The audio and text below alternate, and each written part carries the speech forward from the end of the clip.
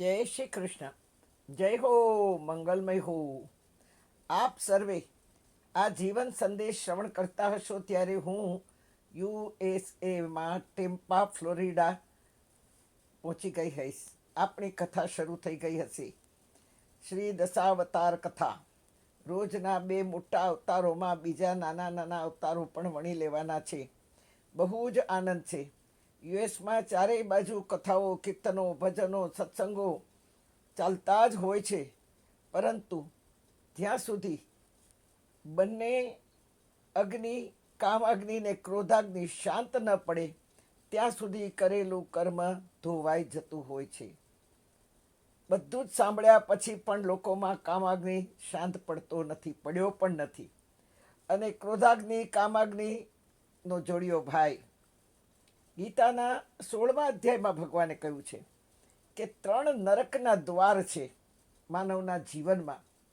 જો માનવ પોતાનો જીવ, એટલે જે આપણા શરીરને નામ આપ્યું છે, આપણે જીવાત્મા છીએ, ભૂલે ચૂકે પણ જો એના આંગણામાં ગયા અને ત્યાં અંદર ઘૂસ્યા તો પછી પાછું બહાર નીકળવાનું કોઈ જ મતલબ તો ઘણો છે પણ રસ્તો જ નથી. માત્ર જવાનો રસ્તો જ છે, બહાર નીકળવાનો રસ્તો નથી. અને એ કયા 3 દરવાજા કહ્યું છે? ત્રિવિધન નરકસ્યેદમ દ્વારમ નાસનમાત્મ્યનમ કામ, ક્રોધ તથા લોભ તસ્માદે તત્રયંતે જેત. કામ, ક્રોધ અને લોભ, આ 3 દરવાજા એવા છે કે સેજ બેની આગળ ઊભા રહ્યા તો પણ અંદર ખેંચાઈ જવાય. હા, અને ગમે એટલા સત્સંગો કરીએ, ભજનો, કીર્તનો, કથાઓ શ્રવણ કરીએ પણ પાછા હતા તેના તે, અને એ કર્મ ધોવાઈ જાય. અને કાર્ય કરવાનો નિર્ણય લઈએ કદાચ કે ચાલો સત્સંગ કરશું, આ બધું બધાને સાથ આપીશું, તો ખબર નહીં સામાને એ ગમશે કે નહીં. આવા પ્રશ્નો આપણને સદાય સતાવતા હોય છે. અને કદાચ એમને પૂછીએ, આપણે આપણી ઈચ્છા મુજબ કહીએ, પણ આપણે એ ધારી શકતા નથી, ધારીએ તો કરી શકતા નથી. એમાં એ સદઈચ્છા કે સત્કર્મ કરવા આપણે હંમેશા આપણા મનનું ધાર્યું નહીં કરતા હોઈએ. આપણા મનમાં આ ઉદ્ભવ ના થાય તો માનવું કે સાક્ષાત પ્રભુએ જ આપણને આ વિચાર આપ્યો છે. પણ ના, આપણને તો સેજ બી વિચાર આવે એટલે તરત આપણે બીજાને પૂછવા જઈએ કે આ કામ કરવું કે નહીં.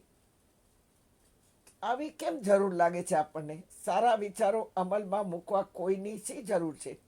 તેમાં આપણે સામાન્ય ઈચ્છા પ્રમાણે ચાલવાનો જ આગ્રહ કેમ રાખીએ છીએ? એમાં એ સામી વ્યક્તિ કહે કે ઉતાવળ ન કરો. હા, ઉતાવળ કરવાથી ક્યાંક ફ્લોપ જવાય તો?